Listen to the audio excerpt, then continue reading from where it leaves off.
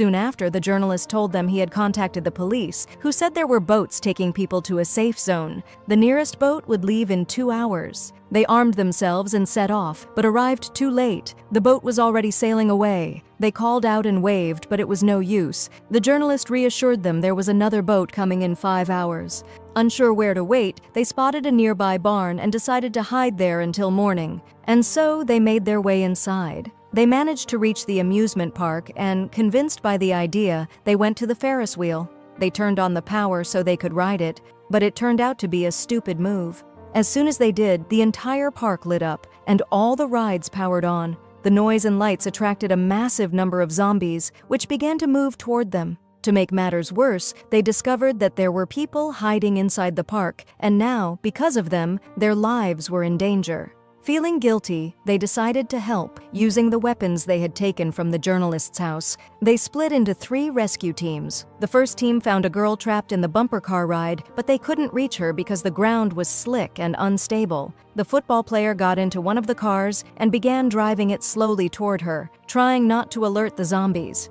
The plan was going smoothly until he accidentally bumped into another car. The loud crash woke up all the zombies nearby. His teammate acted quickly, making noise to draw the zombies' attention away. The football player seized the chance, freed the trapped girl, and they all escaped from the ride. The second team was John and the actress. They spotted a family trapped inside the spinning cup ride and decided to save them. They crept toward it, managed to get inside, and freed the family. But just as they were leaving, they realized the little girl's oxygen tank had fallen inside the ride. They had no choice but to go back for it. That's when the zombies noticed them and charged inside, surrounding them. Fear gripped them. They thought it was the end. But suddenly, a ride operator appeared. He was still alive. Seeing their predicament, he started the ride, spinning it rapidly to keep the zombies away. It worked.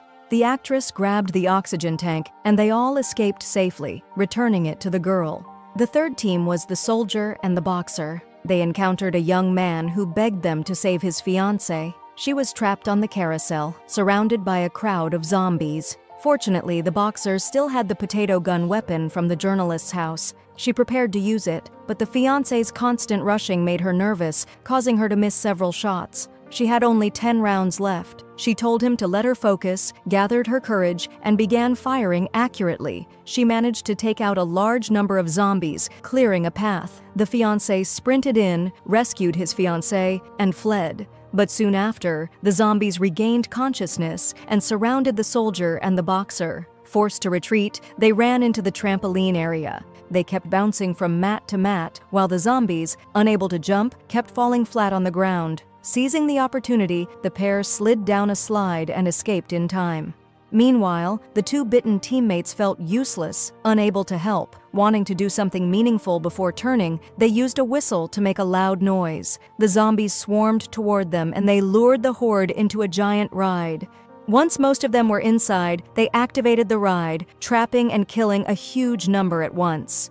With 3 hours left before the boat's arrival, the group headed to the Ferris wheel. They met the surviving ride operator and promised to take him with them when the boat came. They asked him to start the ride and keep them locked in for 3 hours, then let them out. He agreed, securing them inside the cars. They felt safe, thinking nothing could go wrong. But then they heard the operator scream. Zombies had attacked him, killing him instantly. Panic set in. No one was left to let them down. They were stuck high in the air. Luckily, the 2 bitten members were still on the ground. The group shouted to them via walkie-talkie, telling them they were their only hope. But by now, the virus had fully spread through their bodies. Symptoms of transformation began to appear. They were thirsty, weak, and eventually fainted. Back in the present timeline, we return to the opening scene of the series. Each person began to say the one wish they'd fulfill if they got out alive. Suddenly, the 2 bitten ones regained consciousness, but to the group's shock, they had gone blind.